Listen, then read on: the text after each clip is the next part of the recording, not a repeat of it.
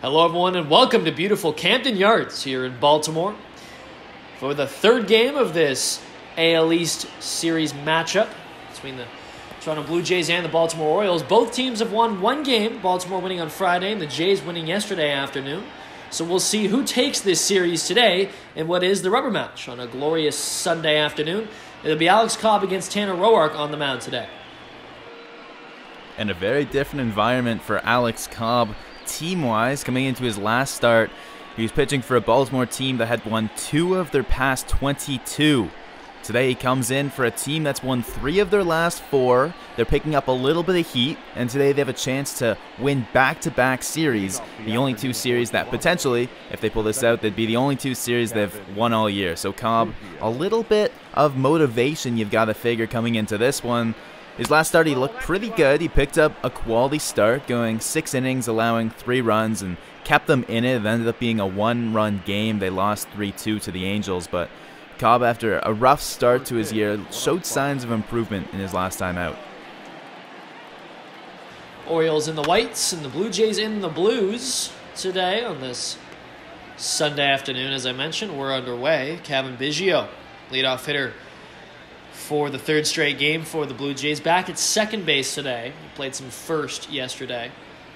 Went 0 for 4 in the game yesterday, but 2 for 4 on Friday in the leadoff spot. We'll see what he can get up to today at the plate.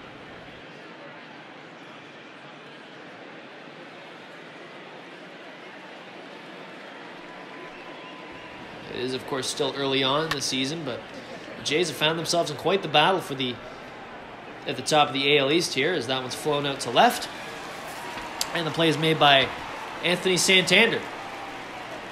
So one away here for Lourdes Gurriel Jr., who's in left field today. And as I was talking about that AL East battling at the Yankees at the top, but the Blue Jays with the win yesterday are right on their tails, aren't they? Yeah, well, they pulled ahead now, even atop the AL East. 2 extra games, have been played by New York, 17-12 to Toronto's 16-11, but they'll have a chance to go head-to-head very soon as the Yankees come to Toronto next weekend. That'll be New York's very first visit to Toronto this season, and it should be a good one. We'll have full coverage of that in the Virtual Jays Network, but before any of that, we got to play this game. It's just underway. Gurriel Jr., 2 strikes here. Cobb deals, and that pitch misses outside for ball 1. We'll see Darryl Parker calling balls and strikes today behind the plate. 1-2, the left fielder Gurriel misses outside. That knuckle curve breaking away from the plate, evens up the count at 2. Behind the plate again, it's Austin Wynn starting back-to-back nights. He had a good day at the plate yesterday. Gurriel Jr. strikes out. High inside pitch gets him a swing. So first K for Cobb on the day. And Gurriel, who's back in the lineup after having Friday night off, so sat out the first game of the series, went 0 for 4 yesterday. Struck out in his first at-bat, and the day didn't get much better from there. Went 0 for 4 on the day with a couple fly balls and a ground ball. Today starts off similarly.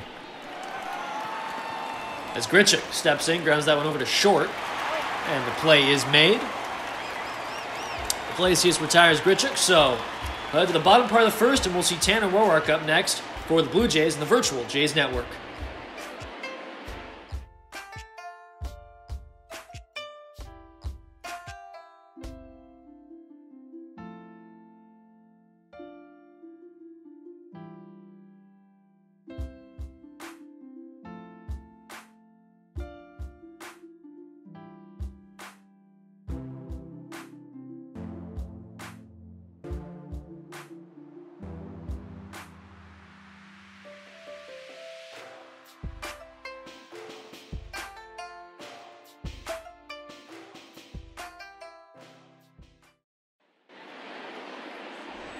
Welcome back, Virtual Jays Network. Bottom of the first inning, we're going to see Tanner Roark make his 6th start of the season, looking to bounce back here. And the big number there, hard to miss the ERA approaching 6, but even the whip at 1.74 ran into a lot of trouble in his last start out at Fenway Park. Gave up 9 hits in just 4 innings and couldn't make it much deeper than that. Only surrendered 3 runs, which not the most damage when you see 9 hits and a walk, but was having runners on the bases all night, and something that he's really going to have to reduce against this Orioles lineup here. Yeah, not too many strikeouts on the year yet for him either, and just 3 in that last outing, as you mentioned. And relies a lot on his defense, but you know, when you are at risk of getting the ball put in play a lot, you know, sometimes that backfires on you, and we've seen it with Roark this season. But we appreciate you joining us today in the Virtual Jays Network. Jackson Farough alongside Drew Frank in the booth. As Velasquez pokes that one down the left field line. It'll drop foul, and actually the play is made in foul territory by Gurriel Jr. Wow, he ran all the way over to get that one. It looked like he was shifted right. And a good defensive play gets Velasquez to be retired here. And as Velasquez heads back to the dugout, he's the top of what's a different lineup for the Orioles. He's the only new addition from yesterday's games. He comes in, he's playing center field, replacing Austin Hayes. But as the Orioles lose their cleanup man, there's all sorts of lineup restructuring that we see today. As Alberto grinds one over to the shortstop, Bichette. Play is made, 2 away quickly here. Yeah, Alberto, for example, 1 for 8 in this series so far, both in leadoff position, so he moves down a little bit today. And now here's a new entrant to the number 3 hole. It's Jose Iglesias. Was mainly hitting in the bottom part of the lineup. He's 1 for 7 in this series. And he gets an opportunity now in kind of a premier spot in this lineup to really cause some damage. Ahead of Renato Nunez, their power bat. And the guy that was up near the top of the lineup, Anthony Santander, bumped down. We saw him in the 2 hole both days. Bumped all the way down to the 6 hole today. Rio Ruiz, who was the 5 hitter, bumped down to the 9 hole. So just all sorts of shakeups as they're trying to spark some offense after the Jays pitching staff has shut them down for the most part over the first 2 games. Yeah, exactly. The Orioles clearly not happy with their offensive performance yesterday, and why not shake things up? Again, this is a team where really no one's too established yet, aside from maybe Austin Hayes in center field. So mixing and matching could do wonders, especially for some of the younger guys, as Iglesias is in, and he's in a 2-2 count, 2 away here. Roark working quickly and effectively in the first. As that was grounded first, Tellez back at first today defensively for the Jays. Fields and makes the play, so 3 up, 3 down for both pitchers here in the first. A quick one. We'll head to the second, scoreless in the Virtual Jays Network.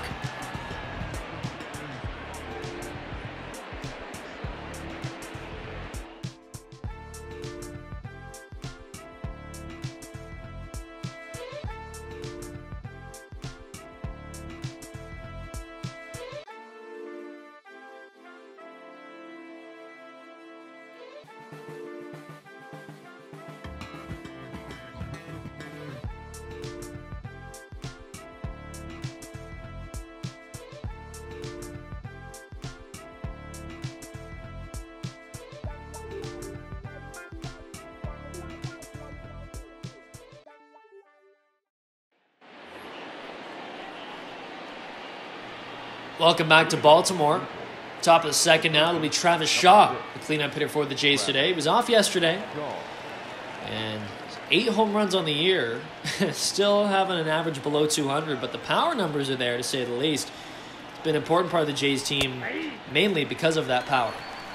And he leads the team in home runs. Tied for 9th in the American League.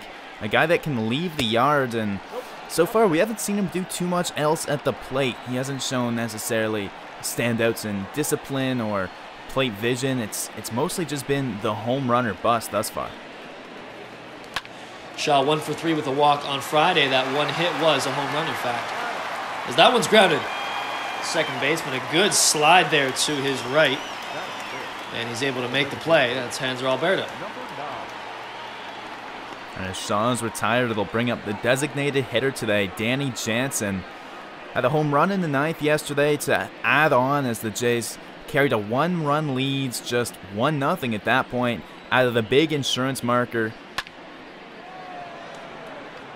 As that one's driven into right center field, right fielder Smith Jr. there tracks it and makes the play. So 2 up, 2 down quickly here for Cobb in this inning. Some good defense early on here for the Orioles as well. Well, that one sounded real good off his bat. I thought there was a chance that one would get up near the wall or maybe even over it, but doesn't quite have the same sting as the one he pulled out of the yard last night. And one of the rare cases in today's game where we see Charlie Montoyo using 2 catchers in his lineup. He's got Jansen DHing, and McGuire gets the start behind the plate today. And why not when both have been so effective at the plate this season, especially Jansen. So it'll be Rowdy Tellez in after a day off yesterday. He homered on Friday night as well. In fact, in the exact same inning as Travis Shaw did. Those were the only 2 runs that the Jays put up all night.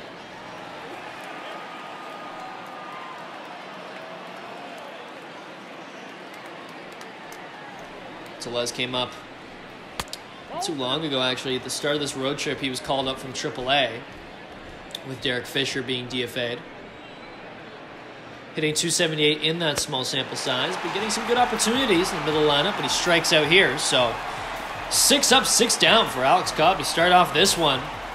We'll see if Tanner Roark can match him coming up next on the virtual Jays Network.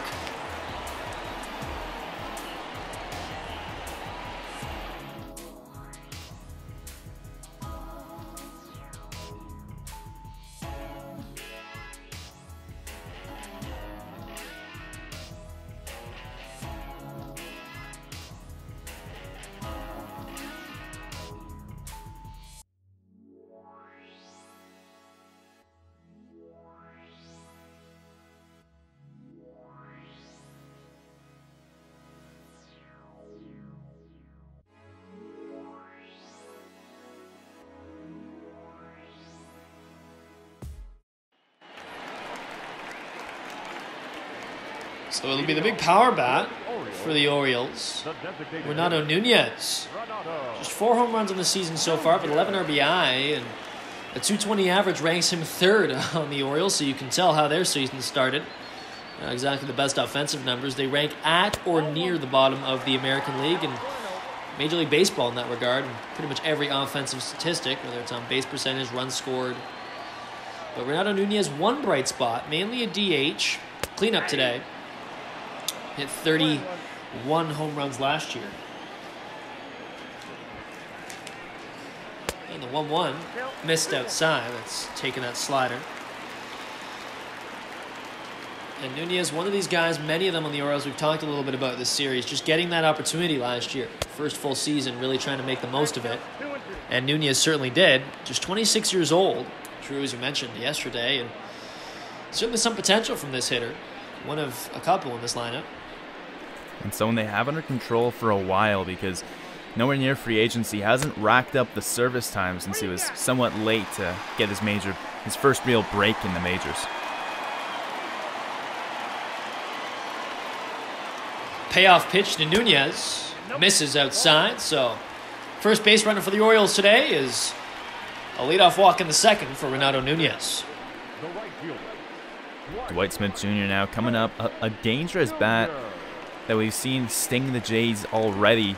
He's got a hit in both of the first 2 games of the series. The first one, it was a home run that left the yard to start things off with an offense that eventually carried them to victory. Yesterday didn't have quite the same type of blast, didn't get it up and out of the park, but he doubled into center as part of what almost drove in a run, but Chris Davis in front of him not quite speedy enough to get around and score, so extra base hits in both of his first 2 games.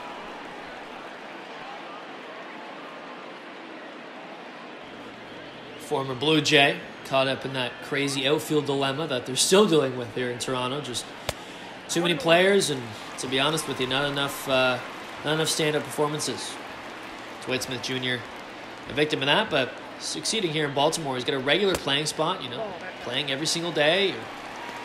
Gets that right field job. Played a little left yesterday as well. And It's an opportunity to get at bats. That's what Baltimore is right now. Even a guy like Jose Iglesias, who's in this lineup, signs here because he knows he's going to get at bats. Something that a rebuilding team can offer, and for some players who are still trying to stay in the bigs, like a Dwight Smith Jr., it's super beneficial. And hey, even like a Travis Shaw, I mean, he's struggled, especially in 2019, at his worst year of his career. The Jays, you know, if he signed with them, he'd get all sorts of time, and so far he has. So another full count, the second straight here, and that one is popped up to center field. Grichuk comes in, makes the play. So one away here for Anthony Santander. Grichuk pulls that one in center.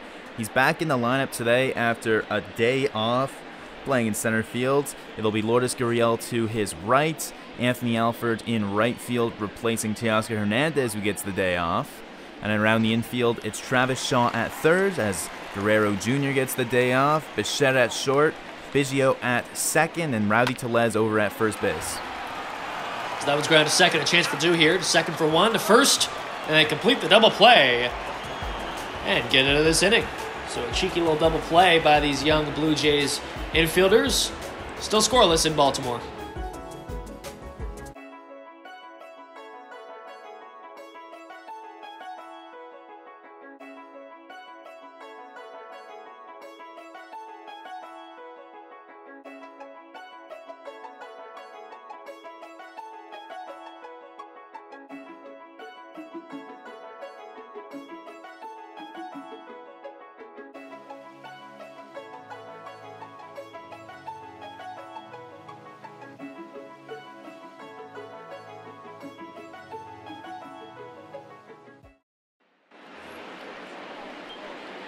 Welcome back. So we'll see Bo Bichette at the plate now. And struggled to start the year, but to be honest, I mean, not too bad as of late. Yesterday he goes 2 for 4 and was the first run that the Blue Jays were able to score as Anthony Alford was able to drive him in from second back in the second inning.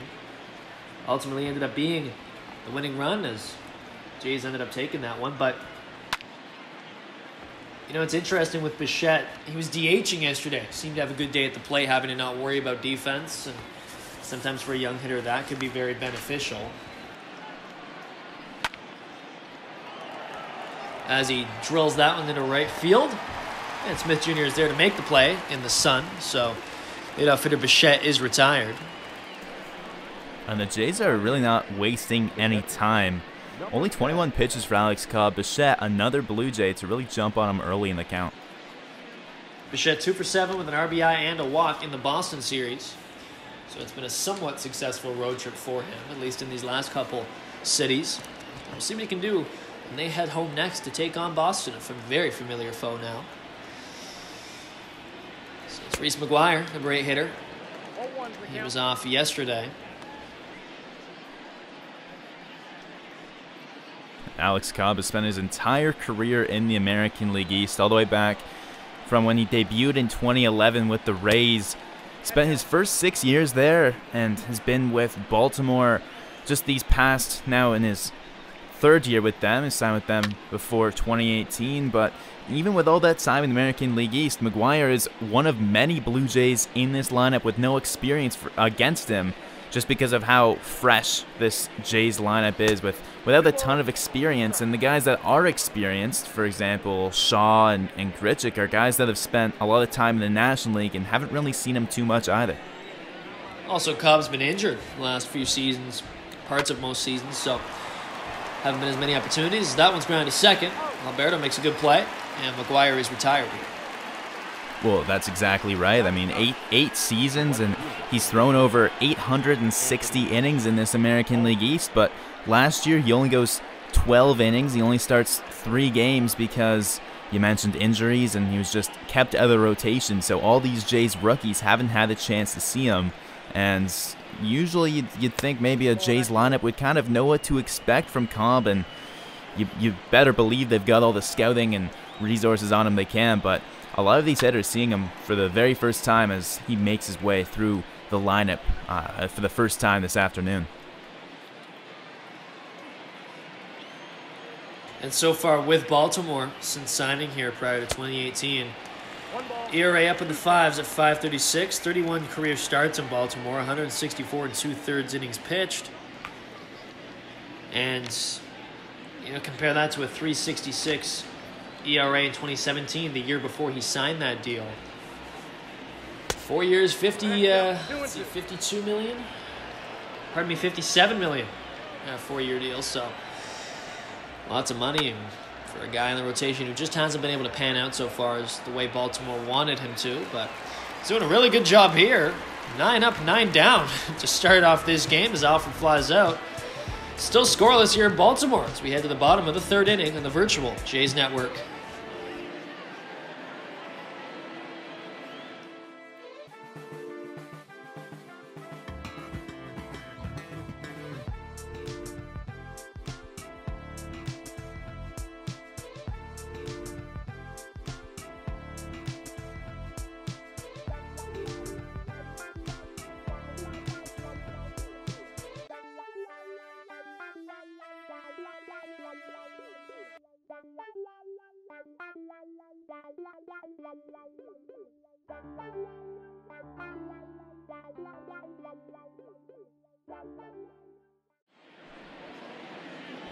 Taking a look now at what Baltimore's done at the plate in 2020, and there's not a whole lot to be impressed with.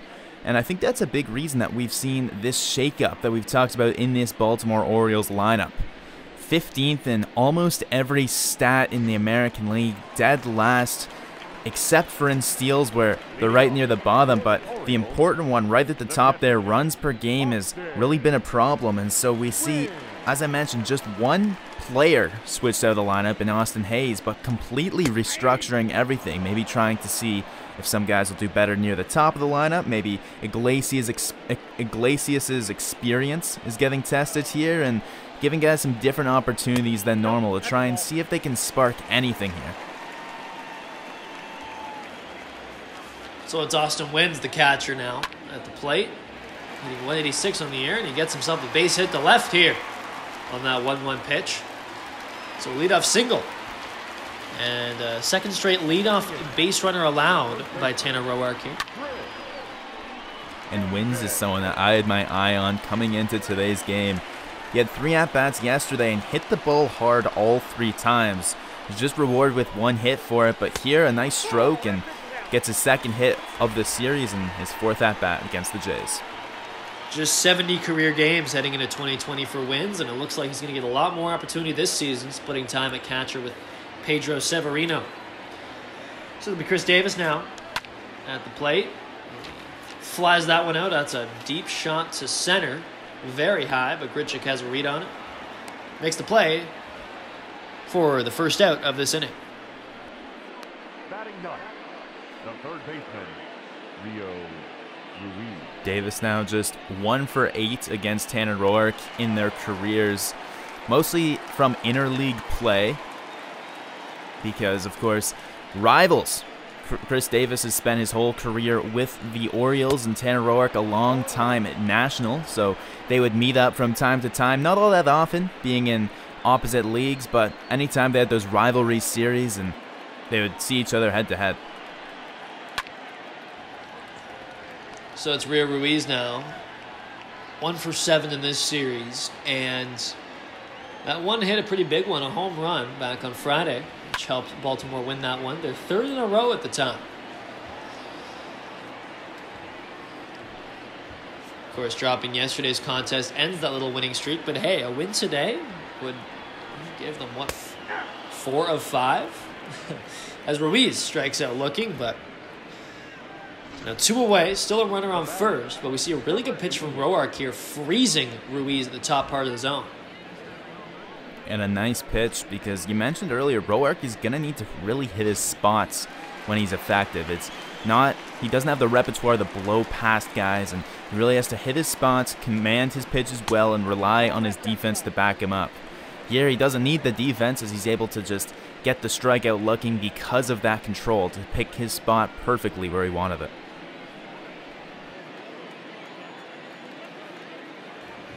Certainly a lineup that he can manage today. I mean, he's an experienced pitcher. It's his 8th year in baseball. He's got pretty inexperienced lineup going up against him today, so it's a good chance for him to, as we mentioned earlier, get back on track a little bit. That one's ground to second. Biggio gets the force play to second. A nice little play to his right. So the Orioles are retired here in the third. We head to the fourth, still scoreless, with Biggio, Gurriel Jr., and Grichuk coming up for the Blue Jays.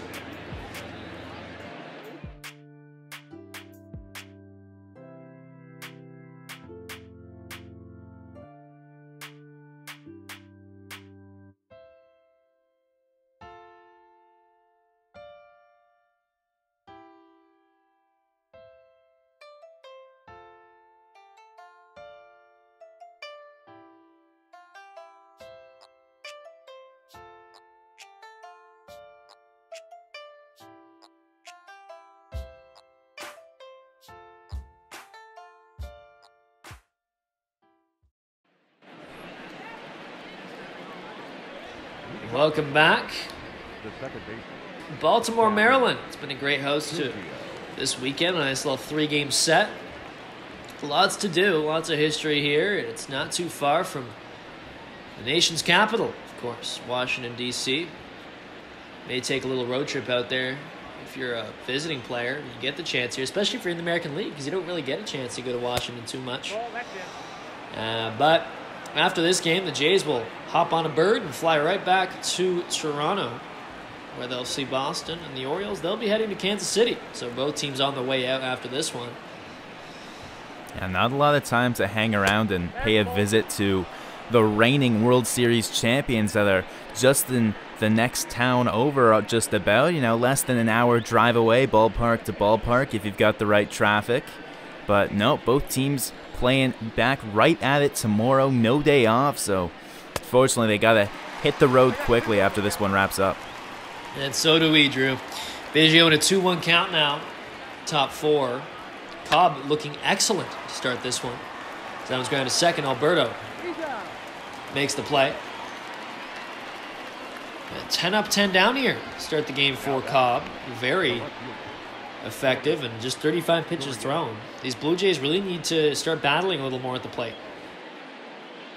And they've really been aggressive, not necessarily waiting around, working too deep into counts. We've seen Bichette, among others, really trying to jump on the first or second pitch of at-bats and almost ambush a fastball that they're expecting from Cobb, but they haven't been able to connect with one, and Cobb has stayed away from the more dangerous parts of the zone thus far. We talked a little bit about Cobb's injuries as Gurriel Jr. steps in, takes ball 1. And he's had a lot of them, kind of in a mixed bag of them too. He starts out back in 2013, he was hit by a line drive. When he was pitching against Kansas City, he was out for 2 months. And when he came back in 2014, very supportive of the padding and the helmets that Major League Baseball now also endorses and supports. Big believer in that. Very optimistic about the future of that. As he himself faced some pretty serious circumstances as a result of getting hit by that line drive. Gurriel Jr. grounds out to the pitcher. But then Tommy John surgery in 2015, and he lost the ability to throw his effective splitter, which was arguably his best pitch. So he's now had to use more curveballs, used his fastball a lot differently, and you really see it. His play, let's be honest, has dropped off since that Tommy John surgery. And then he had season-ending hip surgery last June, so kind of all over the body, lots of different things. A lot of it just unlucky, and we've seen him really pay the price, having to change his repertoire mid-career. And hey, you know what? He's still in the big leagues after all that. That's quite the story for sure. We talked about Ruben Tejada's tragic injury in last night's game as he made his Blue Jay debut, rather. And Alex Cobb, a similar situation have happened on the field. Nothing that wasn't within the rules at the time. The protective helmets weren't as established, or even just the hat inserts. And since then, baseball's changed a little bit to try and get safer in both regards. As Grichuk strikes out, so another 3-up, 3-down inning for Cobb here.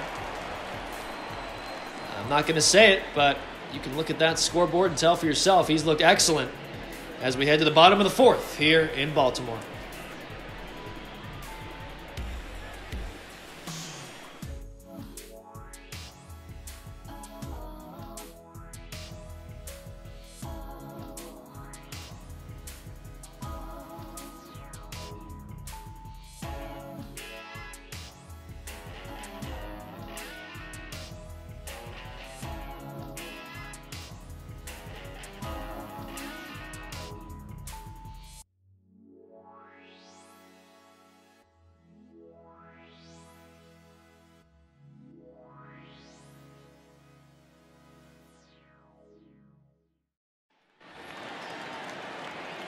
So Hanser Alberto steps in, second baseman, usually leading off games. You know, in the #1 hole for the Orioles. He's moved down today after struggling a little bit in this series. Hitting #2, but leading off this inning, and he'll fly out to center. So the leadoff hitter is retired. That'll bring up Jose Iglesias, who grounded it to first, back in the first. Grichuk having lots of action already. He's already had to make, let's see, that's his third play at least, just catching the ball, and doesn't include fielding. So a busy day for him early on here. But Tanner Roark, busy day for him. He's been effective, allowing just 2 base runners, and it was a walk to Nunez in the second. He was able to wipe that out with a double play, and then works around a leadoff single from Wins last inning. As that one's popped up into right, Alfred makes the play. So quickly 2 away here. 2 balls that have been lifted in the air. We've talked about how Roark and Cobb to a lesser extent, but both of them have some sink on their fastballs and really try and generate those ground balls. Roark so far has been doing quite a bit via the pop-up and those soft fly balls, which you really don't see too often from him. Yep, that ball went out. And you know what? You may not see it very often from him, you're right about that, but it's clear that he had a pretty big meeting with the pitching staff, pitching coach, Pete Walker, whoever it was. Someone got into his ear and said, let's try changing the approach a little bit, mixing things up. And I don't like to jinx things, but I'm not going to change much sitting up all the way here in the booth. He's been effective so far, to say the least. 1-1 gets away. So 2-1 now as that slider misses heavily away. And looking at this lineup, Drew, what do you think is the toughest task for Roark to face? Well, it's interesting. It's probably the guy at the plate right now. I might have said Rio Ruiz because he looked quite hot in his past couple games coming into this series, but all the way down in the 9-hole, clearly they're seeing something I'm not about him. So Nunez strikes out, 3 up, 3 down. Very quick inning for Tanner Roark in the 4th. As we'll head now to the 5th, working very quickly, just 1 hit in this game on the virtual Jays Network.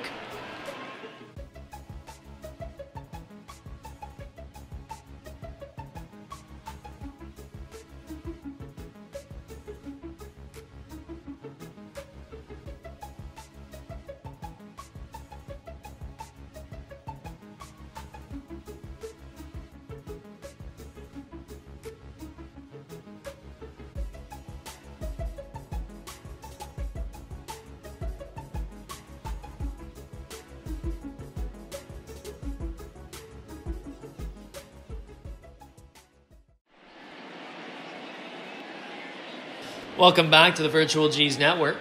Jackson Farough, joined by Drew Frank on the call today. The 3rd and final game of this weekend series in Baltimore. It's been a great one. Both teams have taken 1 game, a couple close ones. Friday, 3-2, Baltimore wins. That was their 3rd in a row, in fact. Their 5th on the year. And the Jays last night hold on to take a close one by a score of 2-0 and advanced to 16-11 on the year. So we'll see who takes the series today. Both pitchers looking absolutely lethal early on here. Well, just 1 base runner for either team so far, and no one that was able to get past first. I guess 2 base runners allowed by Roark. 1 was quickly erased by a double play in the 2nd inning. So he's faced the minimum +1, and Cobb's still the minimum so far for himself. Getting ahead of Shaw here, 1-2 after that foul ball. Shaw grounded up to second to start off the 2nd inning. And I think this is the kind of at-bat that these Blue Jays need to have more of. Fouling off some pitches, working the count a little more. And being able to get that pitch count a little higher on Cobb, because he has been as good as he could possibly be through 4 here.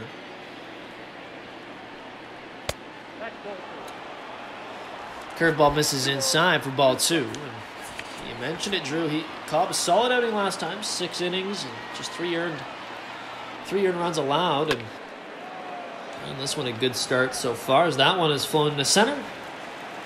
And the play is made by Velasquez. And that ball squared up by Shaw. stung that one hard out the center. You can see this one's hit on the line, but Velasquez only has to take a couple steps. And out in center field, he's a guy that isn't always an outfielder. Velasquez actually made his first appearance, or I guess I should say had his first at-bat of his career back when he was still with the Rays, and it was actually in Rogers Center. Wasn't able to get his first career hit there until they moved on the road trip and away from Toronto, but with the Rays he played mostly short and second, and we actually saw him make one really nice play with the glove in that first game way back in 2018. Since then, his bat hasn't quite picked up as some might hope, but very solid defensively, and here he's able to play both middle infield and fill in center field as Austin Hayes gets days off like he is here today. So 2-1 to the catcher Jansen. Pardon me, the DH today. And Jansen, normally a catcher. Pitch fouled off, evens up the count at 2 now.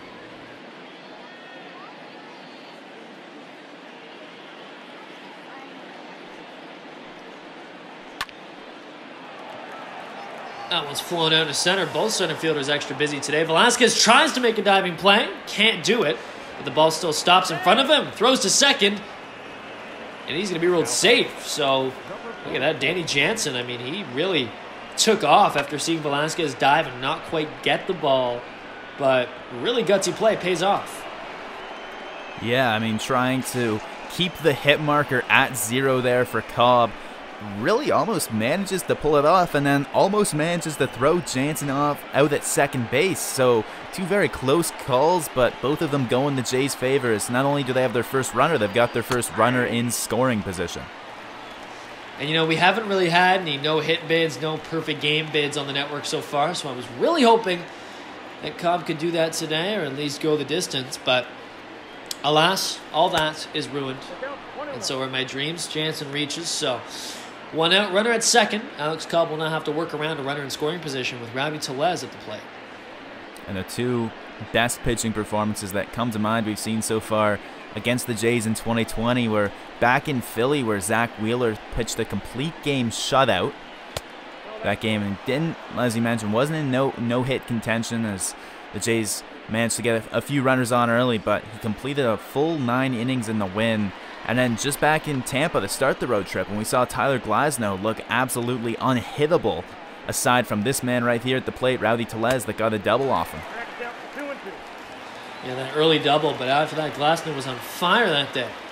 12 Ks. The Blue Jays had nothing for him. And we'll see what Tellez has for Cobb. The 2-2 grounded over to short. Iglesias makes the play. Tellez is retired. So 2 away now. Jansen unable to advance. And it'll be Bo Bichette looking to drive him in. And Bichette yesterday, the Jays only had the 1 run up until the 9th inning, and that 1 run was Bo Bichette. He had a double into right field, came around to score, and that was eventually the difference maker as Baltimore was shut out by the combined efforts of the Jays pitching staff. Very good pitching yesterday. Matt Shoemaker, very effective. Went 7 innings, no runs allowed. 6 strikeouts and just 2 walks. That's 6 hits as that one's grounded short. Deep in the hole, Iglesias makes the play. A really good throw. Ends the inning and gets Cobb out of a little bit of trouble here. Now we'll head to the bottom of the 5th, still scoreless in Baltimore.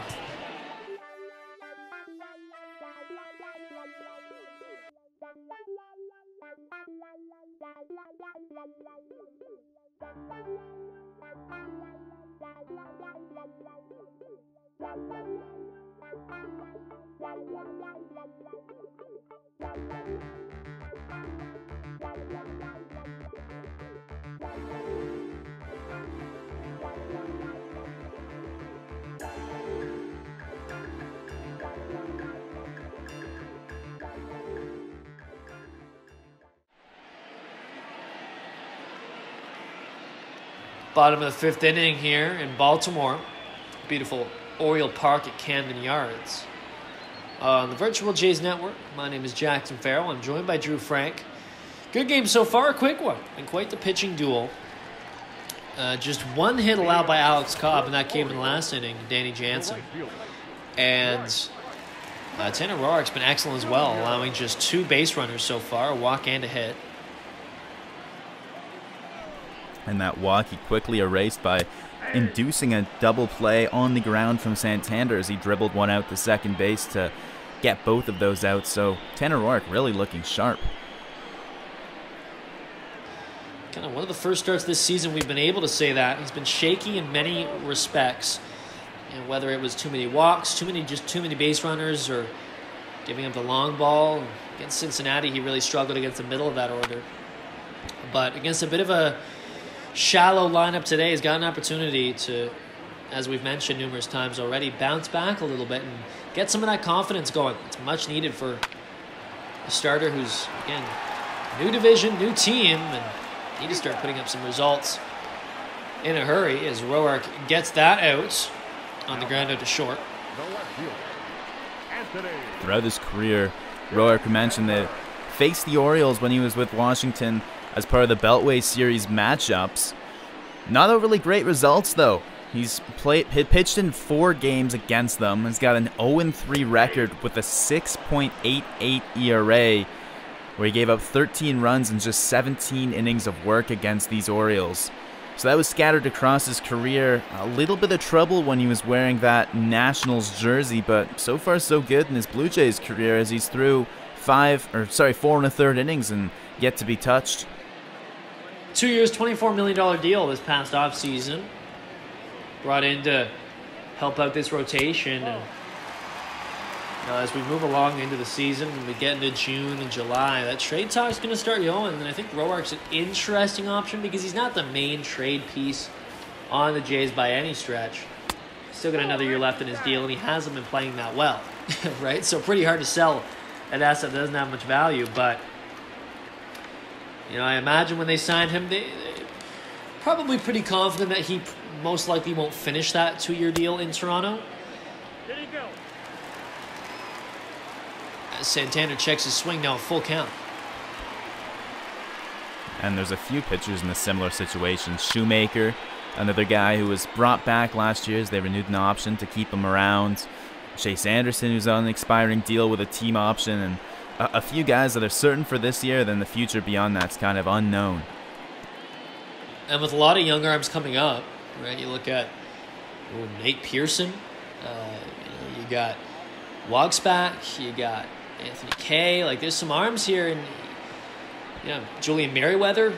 There's so many, and Sean Reed-Foley. I could go for days. At some point, they're going to have to start giving them some major league innings, and that's where these veterans probably get moved on. But there's so many balls in play. Avoid the pun, and I think a lot of that is going to depend on 1, health, on 2, how this Jays team is doing, and 3, on these older veterans' performances, right? And the rotation down in Buffalo right now is pretty impressive. Buffalo, of course, the AAA team of the Blue Jays, so that's almost the next batch of starting pitchers. And it's very similar to the staff we saw ran out last September for the Jays. Anthony Kay is more than capable of pitching major league innings. Nate Pearson, you mentioned, he hasn't done it yet, but he looked good in spring. We could see him. All sorts of guys. I mean, Ryan Barucki, who's hurt right now and hurt long term, come end of year or start of next year, he'll be someone that's deserving of a rotation spot. Jacob Wagsback, the names, you listed them. They go on, and all of them with very valid cases if spots open up in this rotation. I think that's a lot of what's fueling all this trade talk, and I imagine that'll only continue as the season goes on. But Tanner Roark's trying to get through 5 innings here before he worries about any trades or anything like that. And a 2-1 count to Austin Wins. And the last at bat, he walked Santander. So, again, just the 3rd base runner of this game allowed by Roark.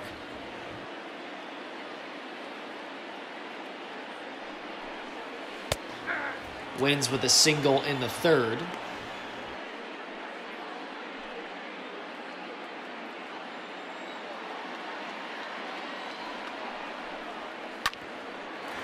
The 2-2 grounded up to second. Biggio misfields it. throws to first, gets the out. And so after placing the tag and throwing to first, he manufactures his own double play, despite bobbling it at first. A good recovery by the young second baseman. We'll head to the 6th in the virtual Jays Network.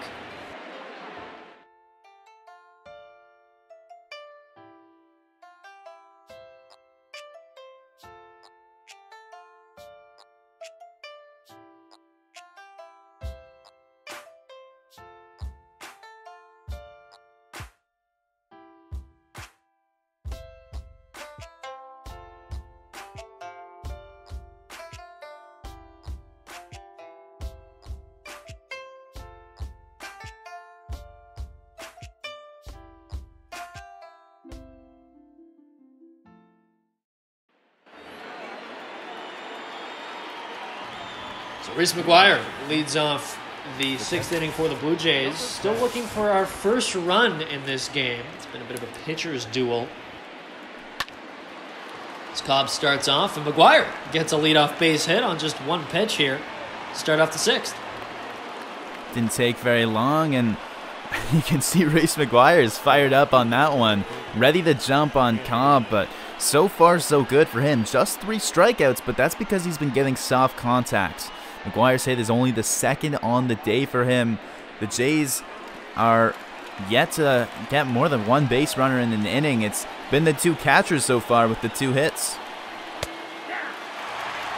Should Anthony Alford continuing at the plate. Had an RBI double yesterday. Only hit this series for him so far.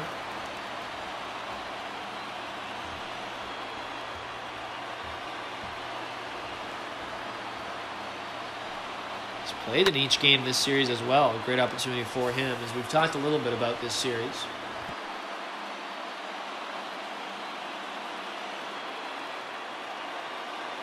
An 0-2 count now to Cobb.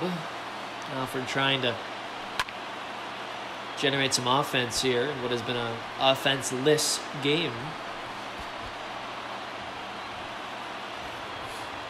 And to be honest with you, I mean, none of these games have had very much offense. Yes, we had 5 home runs on Friday, but they were all solo shots, and those are the only runs scored. As Alford strikes out looking on an excellent pitch on the outside part by Cobb.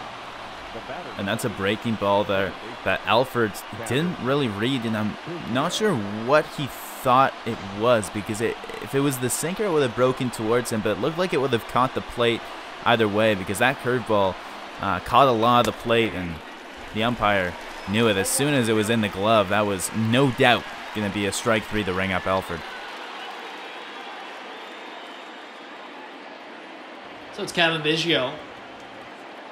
1 strike to the second baseman, 0 for 2 on the day. Swings and misses on an outside pitch. Now 2 strikes. As I mentioned earlier, went 0 for 4 yesterday in the leadoff spot. We're seeing Biggio, with Bichette moved down, kind of assume the leadoff role. Is that something we may see kind of more long-term, especially if Bichette continues to work in the bottom or middle of the lineup? If I'm writing the lineup cards, then I think for sure he's got a great on-base percentage, and that's really his profile as a hitter, and that's really all you need at the top of the order. He's got speed. He's not going to clog the base paths if he can get on base, and he does it just about as much as any other Blue Jay. So if I was Charlie Montoyo, yeah, I've got no reason to move Biggio away from that leadoff spot. As he strikes out, 0 for 3 on the day for the second baseman.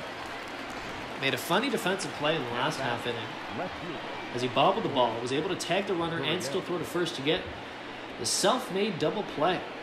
So, strikes out there, but still affecting the game in more ways than one is Biggio. It's kind of his MO.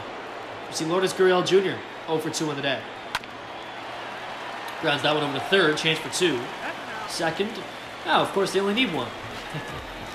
As they get the force out for the third out. So after a couple strikeouts, Cobb gets force out at second. Still scoreless here in Baltimore.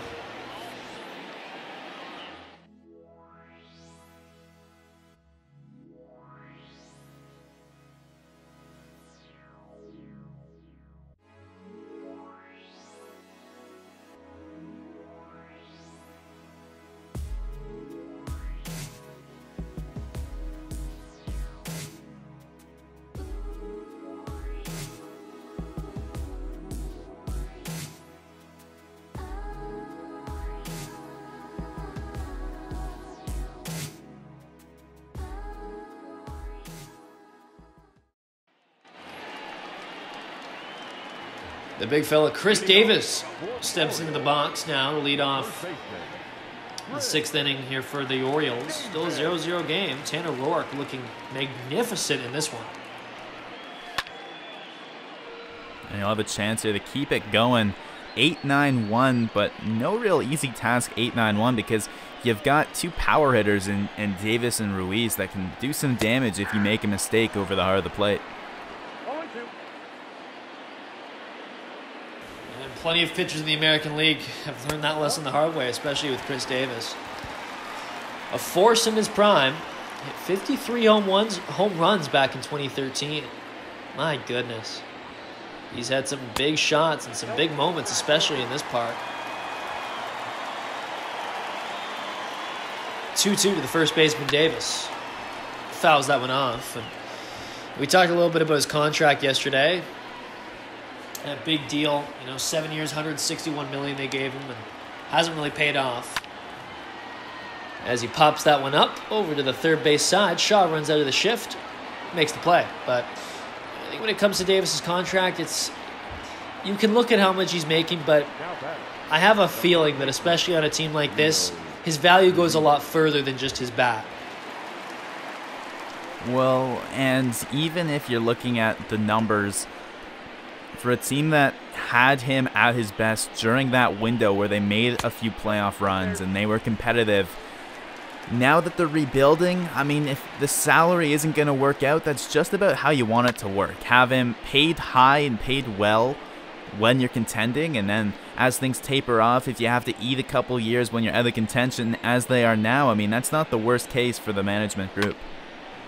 Fair enough. I mean, none of their major prospects are going to get paid like big-time contracts for a long time yet, and they have a lot of money to spend, so I don't think it's not like they're losing out on other players or other free agents because of that big deal. It's not hampering them too much, so it's a good way to look at it for sure. And be interesting to see what the future holds for Chris Davis here in Baltimore, whether or not maybe they try to move him to a contender later on, or if he just kind of finishes off his career here. But regardless, Rio Ruiz at the plate, struck out in the third, and pops that one up into shallow center. Grichuk finds it in the sun and makes the play. 2 away now. And there's another ball in the air out to Grichuk.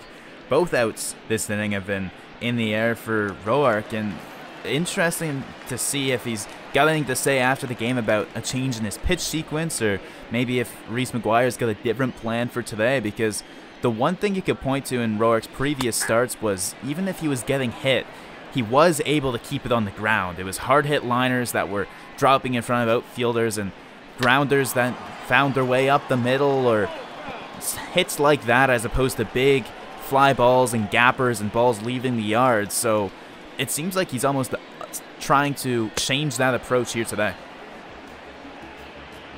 So Velasquez strikes out. Roark picks up another K, another 3-up, 3-down inning. So we'll head to the 7th, still scoreless in Baltimore.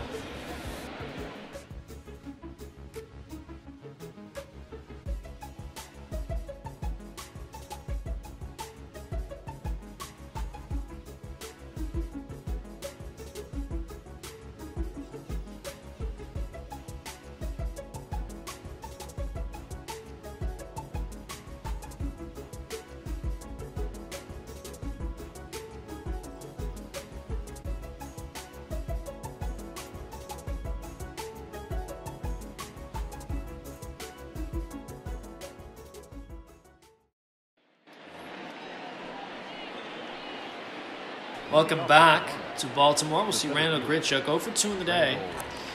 Been very busy in center field, however, as I mentioned earlier. He's continued to be. Hitting .286 on the year, those numbers look good, and he's been so important to this Blue Jays team, hitting in the 3-hole very consistently as well. And he's got a little bit of experience against Alex Cobb. In 2018, it was Cobb's first season with Baltimore, and it was Grichuk's first season with Toronto, and they faced each other a number of times. Grichuk came out on top in just about all of them. He's 5 hits in just 7 at-bats, including 3 doubles for extra base hits, and an RBI in there as well.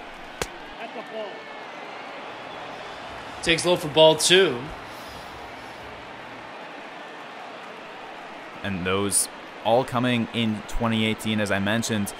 Grichuk off the top, a guy that's got experience, but spending his career in the National League, while Cobb has spent his whole career in the American League East. Their paths haven't crossed any time before that, despite both having been around the league for some time now. So it's just that sample size over the past few games, and then tonight, where Cobb seems to have studied up on those at-bats and has shut them down in both his 2 at-bats tonight. So Cobb gets a strike in there. 3 balls and 1 strike now to Grichuk. Yeah, I mean, by the end of Grichuk's career, he's going to have a lot of really good experience against all kinds of pitchers from all around baseball because of his time in the National League with St. Louis. And now his time with the Blue Jays. Of course, and now his 3rd season with the club. He's fit in well here. At first, some people wondered it might have been kind of a peculiar trade, giving up a couple of young pitchers for what is essentially an older outfielder, but it's worked out. As that one is flown into right, but Dwight Smith Jr. comes all the way over from playing in the shift, and he's able to track it down and make the play. And he had a long way to go for that one. That ball kept hooking off of the bat of Grichuk. The righty bat slicing it down towards that right field line, and it kept hooking, and Smith Jr. had to go further and further, but quite an impressive feat to track that one down and save what would have definitely been extra bases if he wasn't able to get to it. So it'll be Travis Shaw, who's also 0 for 2 in the day. Ground out and fly out. As we mentioned earlier, he didn't play yesterday, and just 1 hit on Friday, and a pretty big one at that. A home run back in the 5th, which gave the Jays their first run of the game. They also walked in that one.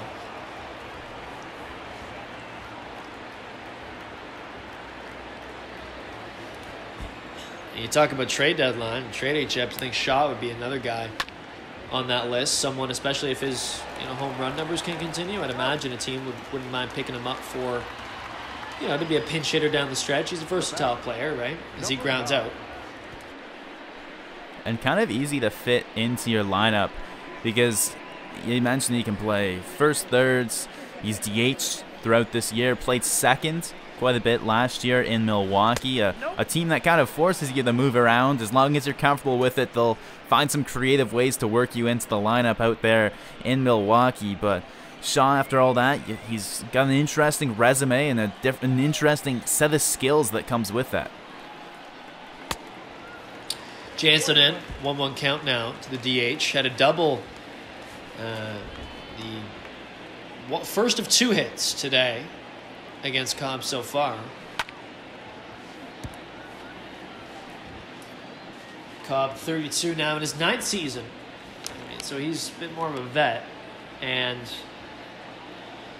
I talked about earlier his Tommy John surgery and how it really derailed his career. It truly did. I talked about his numbers with Baltimore, ERA in the 5s, but his strikeouts are also down. It's averaging closer to 8 strikeouts per 9. Prior to Tommy John, came back now closer to 6. So having to find different ways to get hitters out, but hasn't done it very well so far this season or really in his tenure with Baltimore. But I'll tell you what, he's having himself a great outing today. Payoff to Jansen. Swung on driven, but foul. Jansen made solid contact on that one as he yanked it into the seats.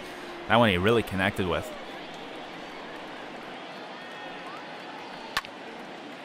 And connects with that one too. This time it's fair. Santana ranges back to the wall. It's gone.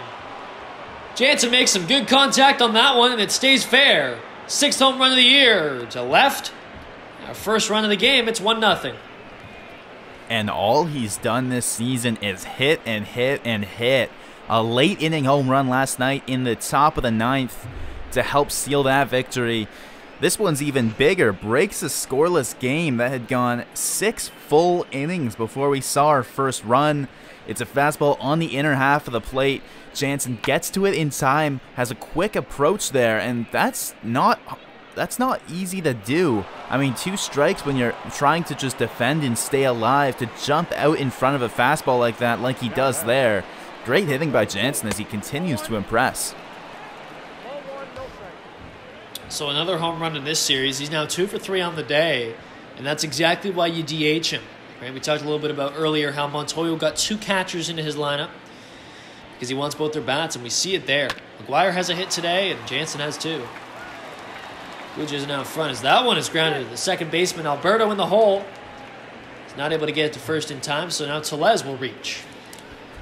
And I don't know if you would call that an infield single or not, but you don't see those all too often for Rowdy Tellez. He hits that one into the shift, but right between the second baseman and the shortstop. The second baseman ranges out to get it. Alberto jumps and fires, and Tellez just beats it out. Bichette grounds that one. That's going to be fair down the left field line. And Tellez is going to be stopped at second, of course. Now first and second, 3 straight hits here for the Blue Jays. And 3 straight 2-out hits, as the home run not only took the lead for the Jays, it kept this inning going, and now there's 2 runners on with maybe a little something going, as it's the other catcher due up, the only other guy in the Jays lineup aside from Jansen that had a hit coming into today. A single in his last at-bat in the 6th. And a chance to cause some damage here. Jays already scored 1 run in this inning. Cobb looks to be back on his heels a little bit. Pitch count getting higher. And he's ran into some trouble now with 2 away. 3 straight hitters reach. Owen to McGuire just misses outside. Ball 1.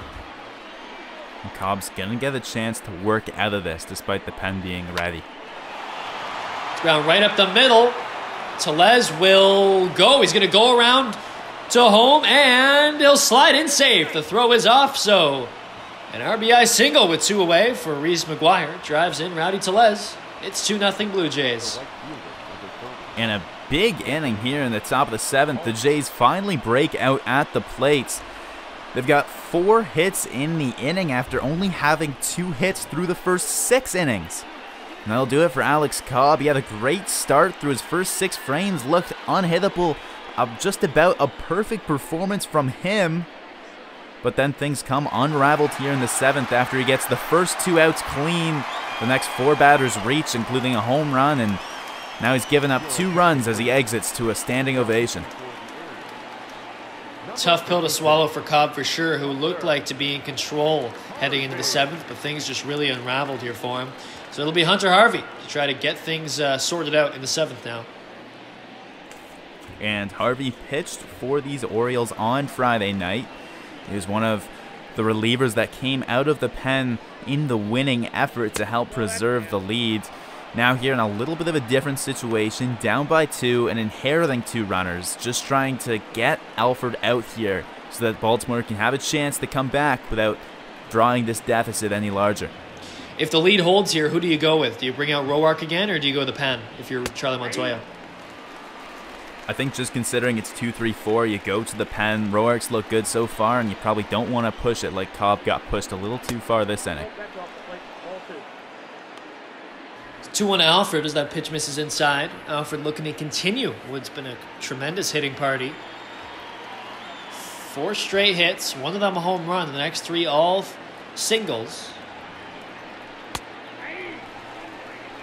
Really breaking things open here. So 2-2 to Alford, who's 0 for 2. A strikeout looking back in the 6th. A breaking ball fooled him. And he's battling here against Harvey.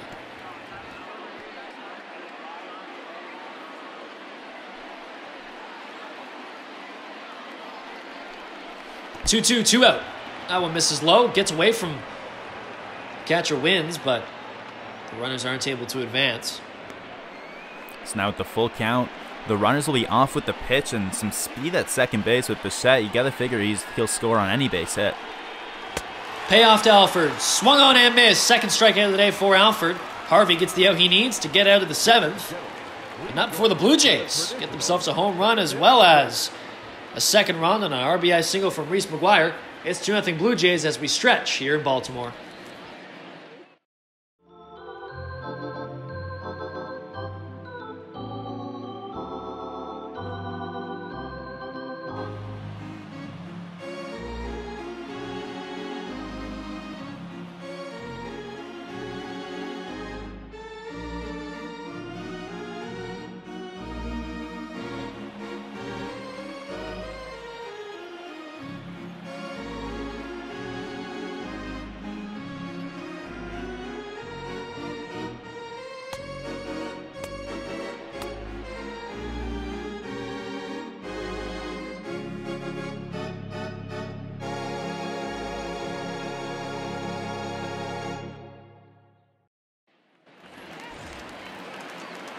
Welcome back. So we will see Tanner Roark continue his magnificent outing today. Just 75 pitches as he gets started here in the bottom of the 7th. It'll be the 2-3-4 hitters for the Orioles, and Alberto grounds one into the hole. Bichette makes it. What a wonderful play by the shortstop, Bo Bichette, to start things off in the bottom of the 7th. And Bichette steals a hit away from Alberto here. Having some tough luck now. He's gone 0 for his last 7 in this series, but man, you could have definitely seen him reaching base there if not for Bichette ranging far to his right, then canceling his momentum out, throwing a strong throw to first base.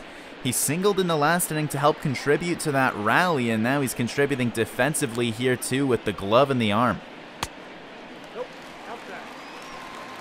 Great play, because that's, shortstops will tell you, that's easily the hardest play to make. When you're ranging into the hole there, your body's going away from the base. You got to turn and make quite the throw. Alberto's got a little bit of speed. What a job by the young shortstop. Back in the lineup today after DHing yesterday. And that one's lined to Biggio, so quickly 2 away here.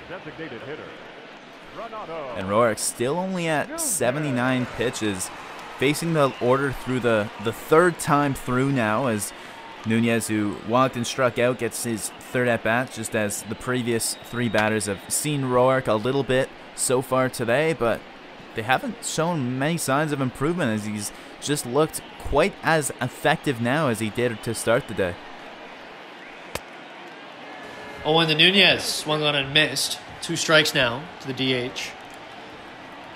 Struck out back in the 4th and walked in the 2nd. Roark hasn't allowed a hit since the 3rd inning. Now in the 7th, the only base run he's allowed since was just a walk. Yeah, he's been getting ahead in counts, getting to 2 strikes quickly, and just staying in control. Working quickly could be a benefit as well. Roark's been doing that today. 1-2, 2 away. Strikeout there. McGuire throws it down to first, finishes things off in this inning, so another 3 up, 3 down for Tanner Roark. Through 7 now, and no runs allowed, just 1 hit as well for Baltimore. As we head to the 8th, the Jays out in front.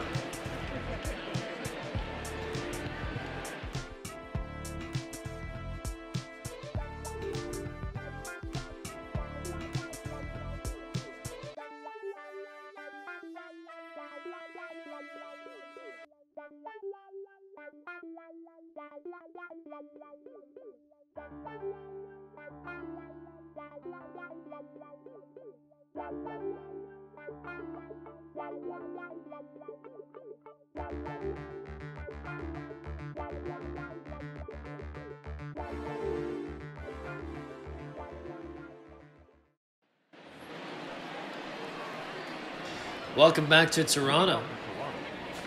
As we'll see Harvey step in for another inning of work here, as he only had to get 1 out to escape the 7th after relieving Alex Cobb with 2 away.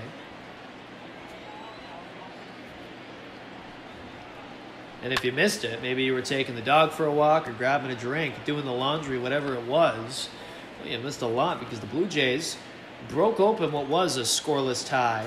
Jansen hits a 2-out shot to left.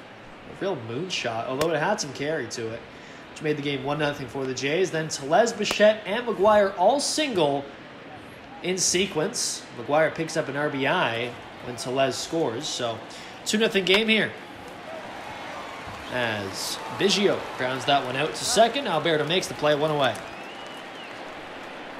Harvey made just 1 inning of work in his appearance on Friday. But actually, let's take a look at the starters here. So Cobb gave up 2 runs on 6 hits, and he actually had a no-hit bid going pretty decently into the game, but it's Tanner Roark who comes out with the better line, and he's still in the game, so he might still add to it. 7 innings so far with just 1 hit allowed. He walked 2 batters today, but both batters that he walked were then out on the base paths as part of double plays that got turned, so it was just very efficient.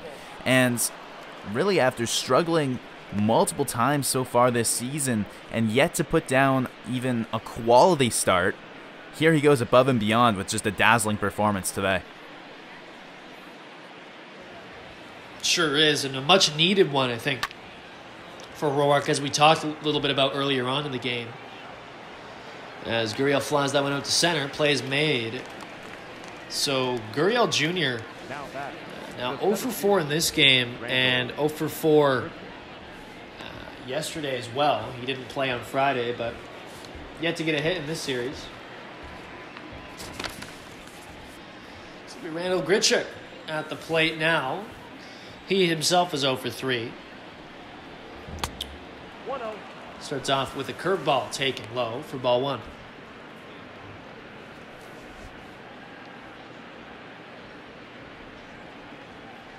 Saw Hunter Harvey on Friday. A couple strikeouts in relief. And see what he gets up to now. Getting quickly 2 away. Makes sense that Harvey's tasked with coming out for a second inning. Converted starter. And he's found his way into the pen as Grichuk singles there and he'll reach. Harvey just assigned 1 inning on Friday, but a guy that gives options. I mean, sure, he looked good in his 1 inning of work and he can fill that role. Here, he retires the first 3 batters he faces, stretched over 2 innings. And now, after Grichuk reaches, he'll try to face the cleanup hitter and Shaw to get out of a second inning here clean. Shaw 0 for 3. Starts off swinging, foul ball.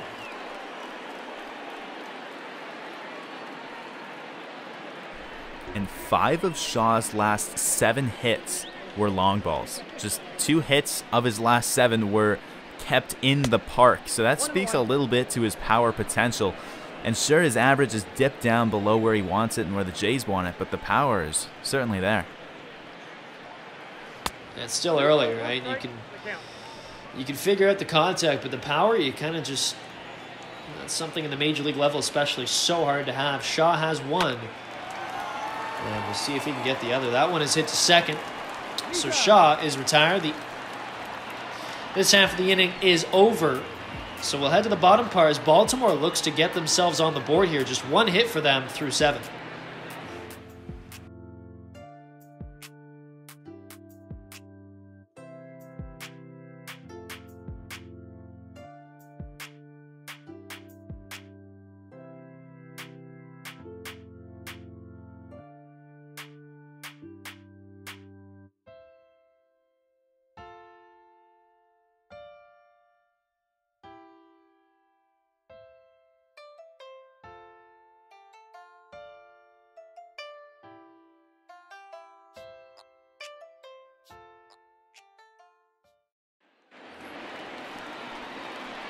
Welcome back. So we're going to see Tanner Roark go out for his 8th inning of work now in this outing. Just 84 pitches. And he'll take on Dwight Smith Jr., followed up by Anthony Santander, and then Austin wins. 5, 6, 7 hitters for the Orioles. In 2019, he pitched in 31 games, and none of them he was able to go more than 7 innings. So he's out here for the 8th. If he can get an out here to push past his where he topped out last year. I mean, there's all sorts of time left in this year for him to meet that mark or exceed it, but great opportunity today to really get a nice deep start under his belt for 2020. And mentally, I'd imagine that would take a toll on you, right? You know, not being able to pass that barrier a little bit. But now here he is with quite a chance to work ahead and, again, gain some confidence.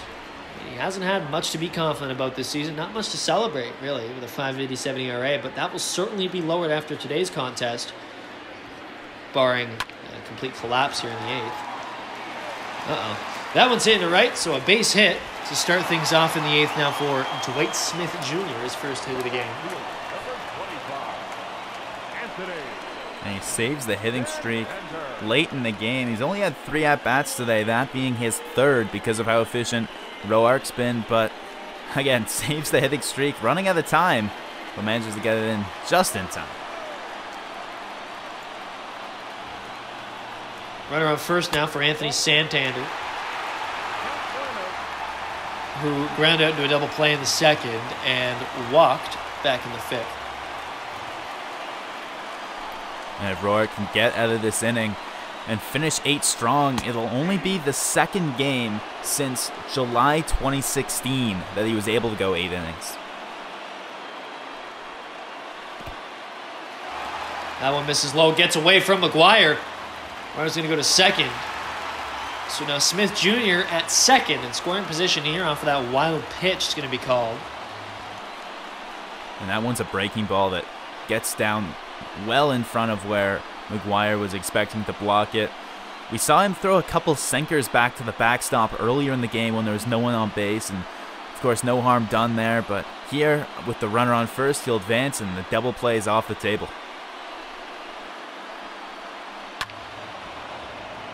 Tanner fouls that one off, now 2-2.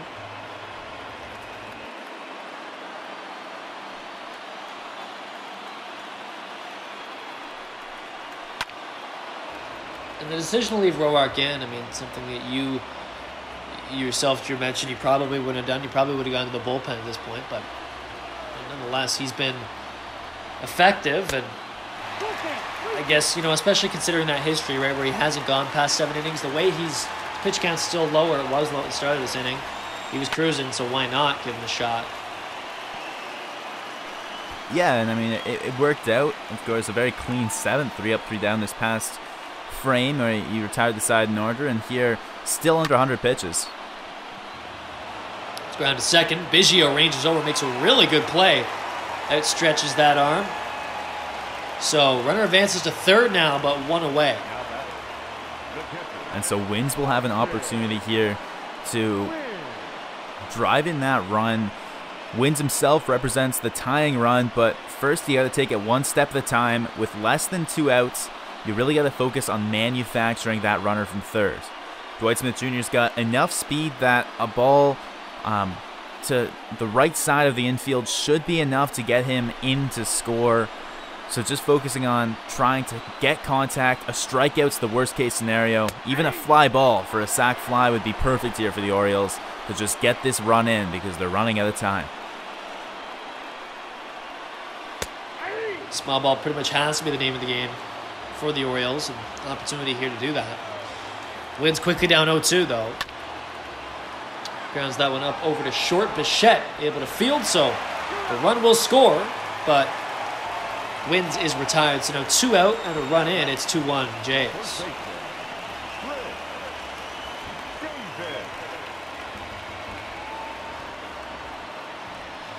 now it'll be Chris Davis up, so we'll see a pitching change for the Blue Jays. Tanner Roark is able to go 7 2/3, allows just 1 run in a very effective day for him. And so he'll leave here, but man, I'm sure when he gets back to the dugout, there'll be high fives and celebrations all around for him. A little bit of trouble here, but before that, I mean, just a sparkling day from him. His first 7 innings, nearly flawless, and more than a quality start for the Blue Jays today. So now the usual setup man for the Blue Jays, Anthony Bass, comes out of the pen. And Roark already kind of completed some of his job for him. He's just 1 out here on the lefty, Chris Davis.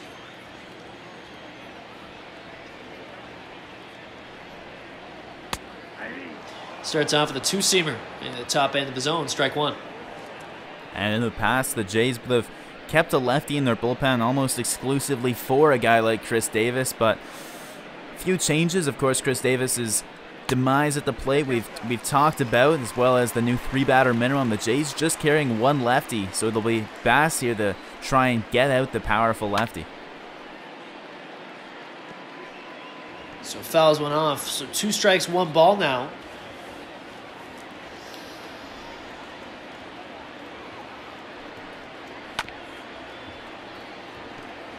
As Davis continues to swing and foul, so count remains 1-2. Bass, of course, pitched yesterday as well. Gets a strikeout there on Davis to complete the inning.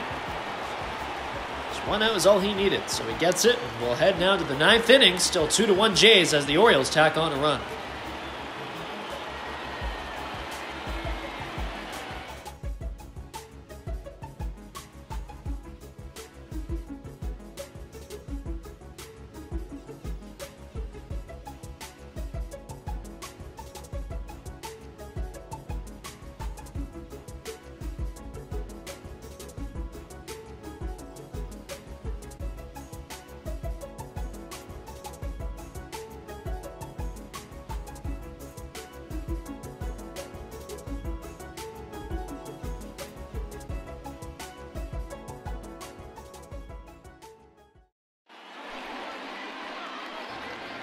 want to welcome back. So we'll see Sean Armstrong in the ninth for the Orioles here. Worked 2 innings yesterday. He's back here again this afternoon. Pitched 19 2/3 innings on the season already, and his first assignment is going to be Danny Jansen. Look at the sweet swing he put on that one, and wasn't quite a no-doubter as he really put his head down and try and ran for extra bases, but this one gets out. Santander can only look up and watch as that one sailed into the seats and was the first tally that the Jays managed to get across this game.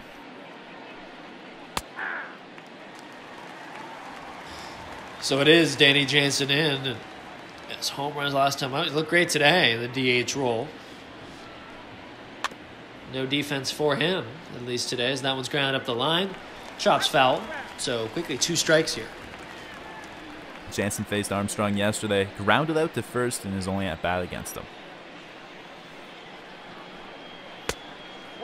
0-2 taken high and inside for ball 1.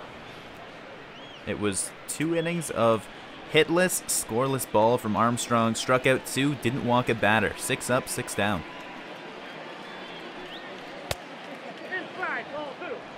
Jansen takes inside, now ball 2. Goal for Armstrong here, just hold these Blue Jays to nothing. I guess that's every reliever's duty, but especially here. Starts off well, Jansen strikes out, swinging, so that'll bring up Rowdy Tellez. And that pitch low in the zone, looked like it was probably the slider there, as that one had significant drop and went straight underneath the bat of Danny Jansen, got him to whiff right over top of it.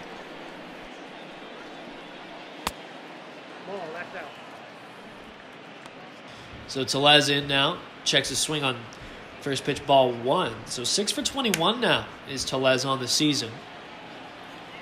Again, small sample size, but not too bad. Had himself a single in this one. And you know what? Defensively, people talking, I'm not sure if you want Tellez at first consistently. Well, he's been there a decent amount, and he's been perfectly fine, especially today. Sure has, and really you can extend that to the whole Blue Jays infield, especially if you look at the left side. Bichette and Guerrero Jr. are 2 guys that have had a lot of questions asked about their defense, especially Guerrero Jr. He's looked quite strong all season long. Bichette himself, there's been questions about his consistency, and he made a handful of errors in his short stint in 2019 at the end of the season with the Jays, but a beautiful play earlier today as he ranged all the way to his right, jumped and fired a strike for an out. We see that maturation process continuing right in front of our eyes as that one is laced into right center. Center fielder Velasquez able to come over and track that one down, but still a pretty good shot from Tellez. Now 2 away. So 2 outs in the top of the 9th, and Bo Bichette gets what might be his last at-bat here in Baltimore. It's been a pretty good series for him after what were a handful of difficult series and road trip stints to start the year. 2 hits yesterday, including a run scored and a double. Today, hasn't scored a run, but he had a single that contributed to the second and decisive current leading run for the Jays. One step at a time. Seeing Bichette really echo those words and starting to come around to the plate and defensively as well, starting to settle in. As you mentioned earlier, made a really good play in the hole. The count is 1 and 2. So 1-2 now to the shortstop Bichette.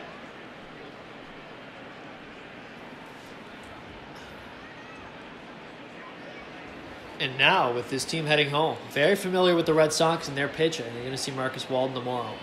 The Jays have another opportunity to continue to develop some confidence at the plate, especially for a guy like Bichette, who struggled. And, even a guy like, how about Travis Shaw, who hits pretty well at Rogers Center, but also he's played some good defense today, and he's worked around. Always good to play against your former team. 2-2, 2 out. Bo Bichette looking to extend this Jays lead if he can. Pops that one up into shallow center. Velasquez there to get it. Takes a couple steps back, makes the play, so we will head now to the bottom of the 9th. It's closing time, and you know what that means. How to Miles Giles coming up next on the virtual Jays Network.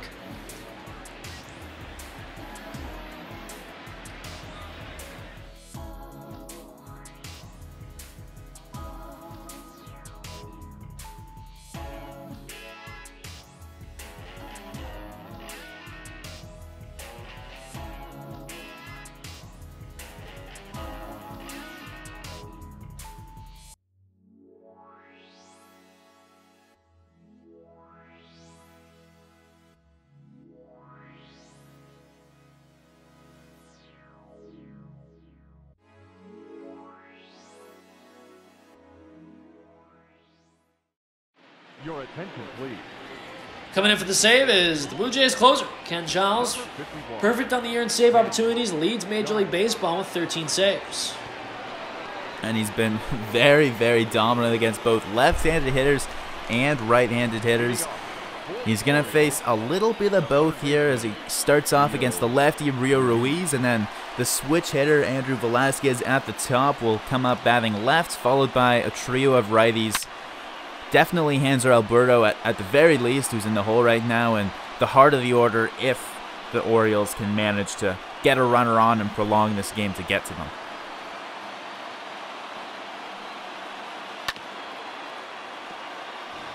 So Ruiz fouls that one off 0-2. Third baseman, really his first full series in this Orioles lineup. Had himself a home run on Friday.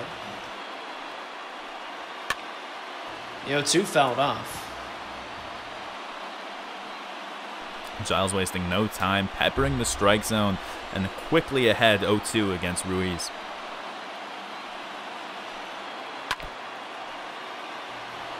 Ruiz being able to battle here, fouling off wide variety of pitches from Giles, so still 0-2.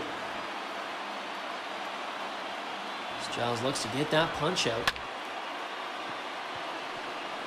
And that one's flown into left field. Gurriel Jr. there to make the play, ranging to his left, so number 9 hitter Ruiz is retired as we take a look at Tanner Roark's line from today. And some real nice numbers. Finishes up total pitches right at the century mark, and he made the most of all 100. Just 2 hits allowed through 7 2/3. Man, have a day, Tanner Roark. The 1 run allowed was not necessarily the loudest run. He wasn't clobbered for a home run or anything. It was just a single into right that got through, a wild pitch, and then a couple of move him over sacrifice outs. So even the 1 run he allowed, you know, still looking pretty solid, and a great day for Roark.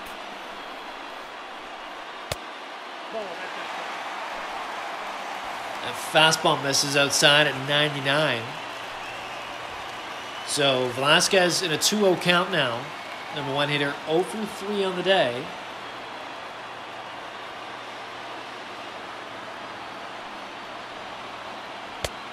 It's got to be nice, especially for a young team, to have such a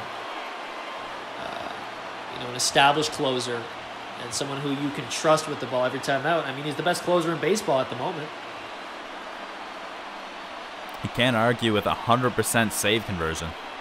That's ball 3. Pitch misses low, ball 3.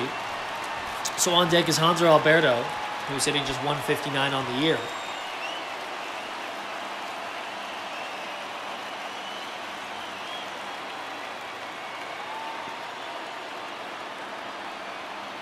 And the Jays were able to grab the win today. That would put them to 17-11 on the season, and would give them a second consecutive series win.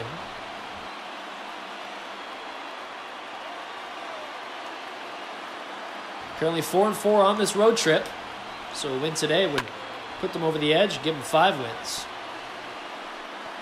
And they head into another big home series, facing 3 division rivals in the Bo Sox, the Yankees, and these Orioles. So momentum off the road trip would be a big boon there. Payoff to Velasquez. Swung on, popped up in a foul territory. Shaw runs over, dives, and tries to make an outstanding play, but just can't quite grab that ball. Man, that was a close one. And he was just a few inches away, playing a little deeper and no doubles depth. Normal depth, you gotta figure he probably would have had that one. Pitch misses outside, so Velasquez will walk now. To bring up Hanser Alberto, and Velasquez just mere inches away from being called out. As Shaw ran over and almost made that incredible diving catch, but nonetheless, the pinch runner now as Richie Martin steps in. And it'll be Hanser Alberto at the plate. Martin at first, as the tying run is on the base pass for the Orioles, and the winning run is at the plate. It's the first time we see Richie Martin getting some action in this series. Sat out the first 2 games. Here we see him with a little bit of speed.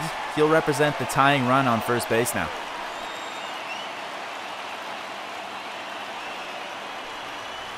Alberto steps in, takes ball one. Slider missing outside.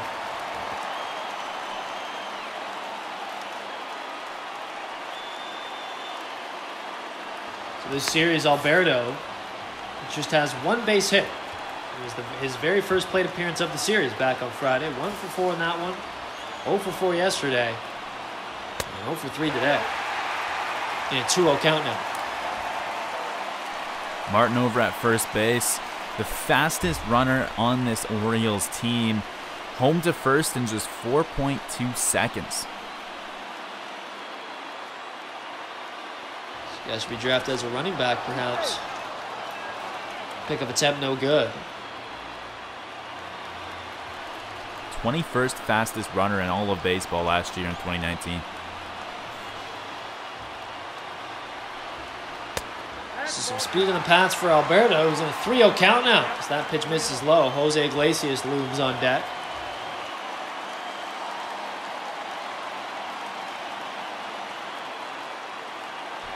Alberto most likely taking here.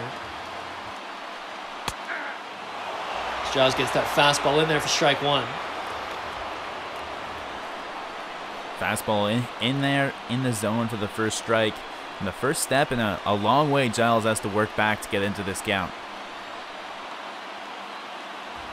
Double play would, of course, end the game. But so would a home run. So that one's fouled off now, a full count.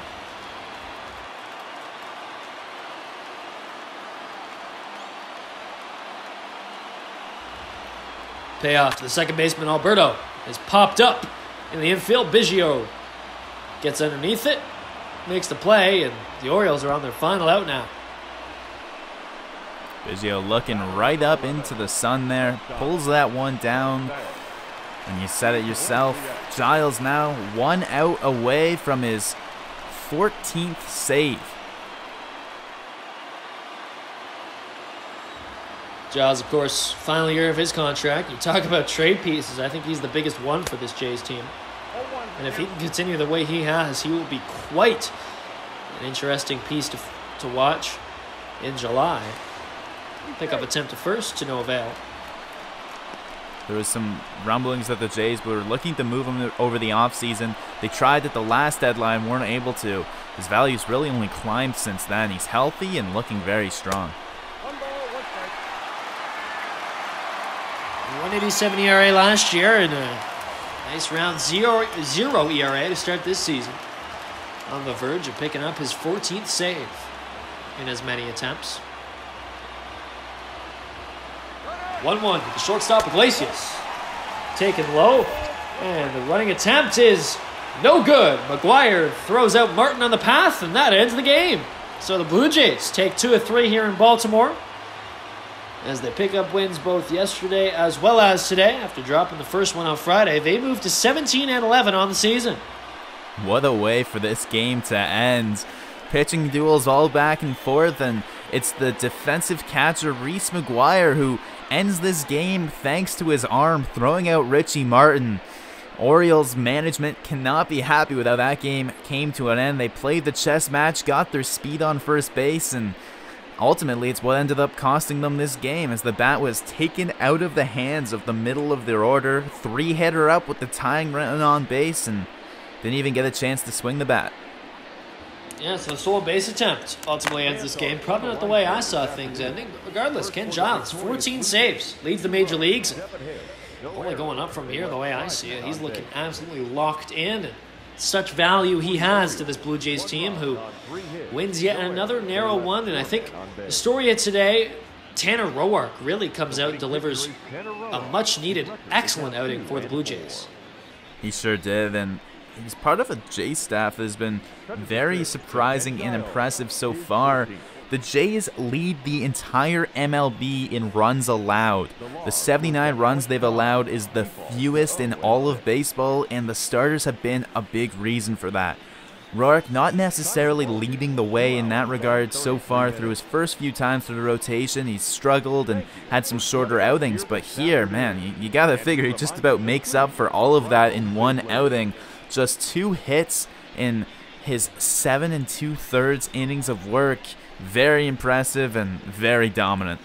The two Blue Jays catchers also have themselves good days. Danny Jansen 2 for 4 with a home run, which opened up what became a very wide open 7th, in which Reese McGuire was able to drive in the second run the Blue Jays scored on an RBI single with 2 away. So some good hitting. Alex Cobb really had a really good start to this game. Things kind of fell off for him in the 7th, as I just mentioned. But regardless, the Blue Jays take a close one.